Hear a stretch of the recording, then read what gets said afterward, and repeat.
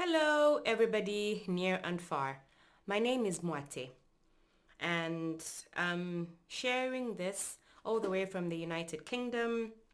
And today, I will be sharing with you a thought based on our theme for the month of October, which has been flourishing in your season, based on Psalm 1, verse 3. So I had this thought, but it stemmed from a quote I stumbled on a couple of years ago, and I saved this quote onto my phone. I copied and pasted it onto my social media platforms. I kept it on my phone as my screensaver so that I constantly, on stuff that I constantly look at, so I can constantly be reminded of this quote. I like words. I like words that speak to me. This quote says, "May we blossom wherever life plants us." May we blossom wherever life plants us. And then I began to think of something to speak about in this devotion. And I went back to the quote and I said, Lord, help me explain it in such a way that it will help somebody. I hope you will stick with me and you'll get to the point of what I am going to try and explain.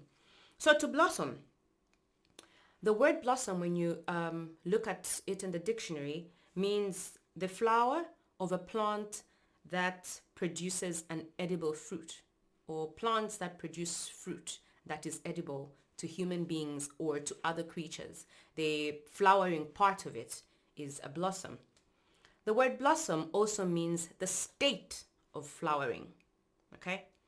So then I started to think, this thought came, and I started to think flowers mostly are vibrant. They have beautiful scents.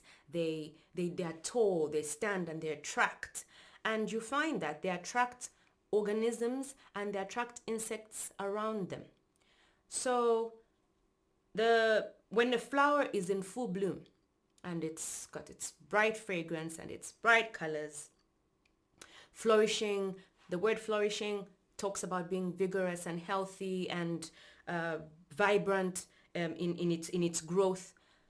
This flower, as it blossoms, as it blooms, as it produces this scent, begins to attract insects to it. It begins to attract birds to it. So they come collect nectar, they come collect pollen for their sustenance. And then I had an aha moment. I was like, this is exactly what God was trying to tell me. This is exactly how Christians should be.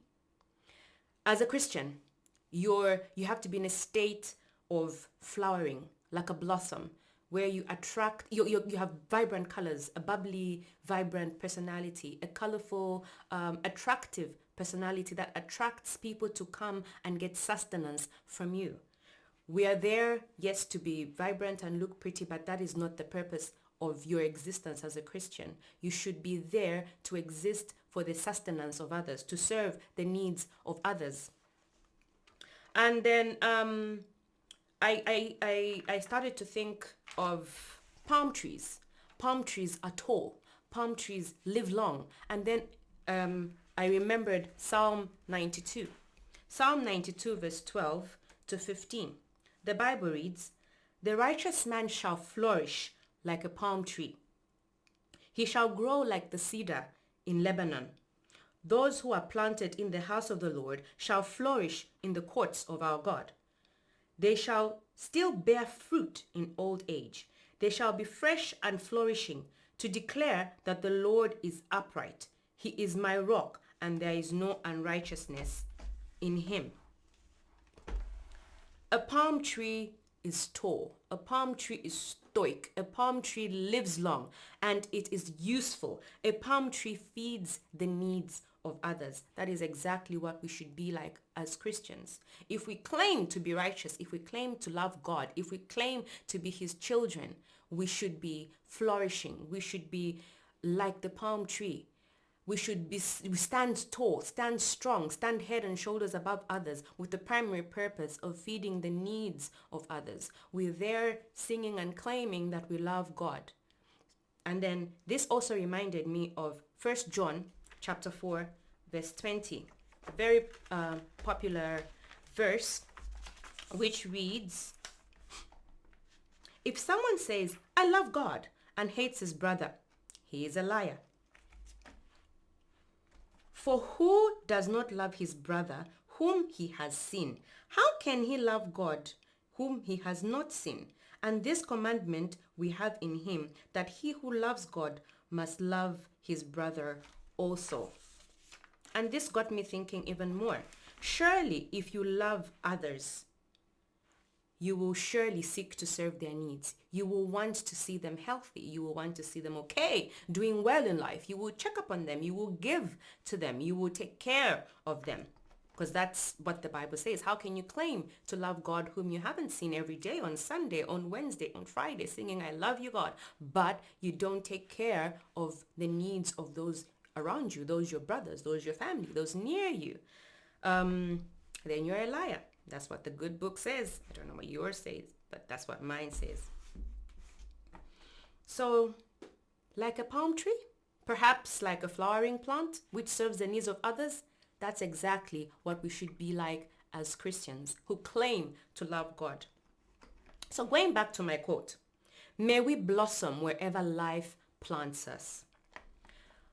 We tend to move. So for instance, for me, I left home in Zambia to relocate to the UK and join my husband and my family. I've been moved from home.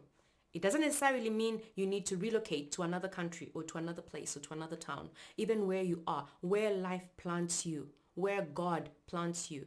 Because God is the one that orders our steps. So he moves us and plants us where he sees fit. So remember that the one who uprooted you from wherever you were, planted you, the one who created you, knew you before you were formed, will help you grow. He will help you flourish in your season because he is faithful, because he is a good God, because the steadfast love of the Lord never ceases.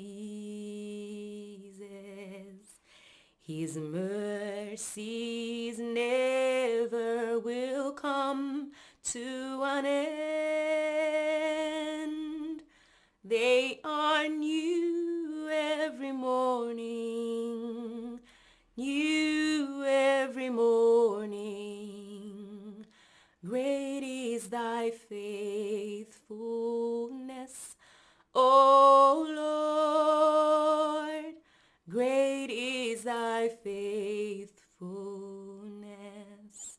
We say we love God, then we must know that his steadfast love, it never ceases. So it might seem that you've been in a place where you don't see yourself flourishing, but his mercies never come to an end. They are renewed every morning. It also reminds me, when I was thinking of the verse about surely how can you love God whom you haven't seen and not love your brother whom you've seen. It reminded me of another song, lyrics to another song that says, Lord, teach me to love. God is love. I mean, if he puts people in front of you, around you, family members, especially those that are not easy to love, the easiest thing that you should do is just say, God, teach me to love. Show me how to care for others. Cause my soul to burn within for the fellowship of my brothers. So he's the one who must teach us to love the way he loves. He's the one that must teach us to love because he is love. So wrapping this all up, remember, have faith in the one who planted you where you are, who placed you where you are, with people that you're with, the unlovable people that surround you, the ones that, are always there poking you, pressing your buttons. Those are the ones around you. Those are the ones we are called to love. He's the one that placed you there. And he wants you to blossom in that place. He wants you to flourish in that place. So remember to have faith in that God who put you there, so that may you blossom wherever life has planted you. It goes back to my quote, which I love so much. May we blossom wherever life plants us. I hope that has been helpful. Thank you, and God bless you all.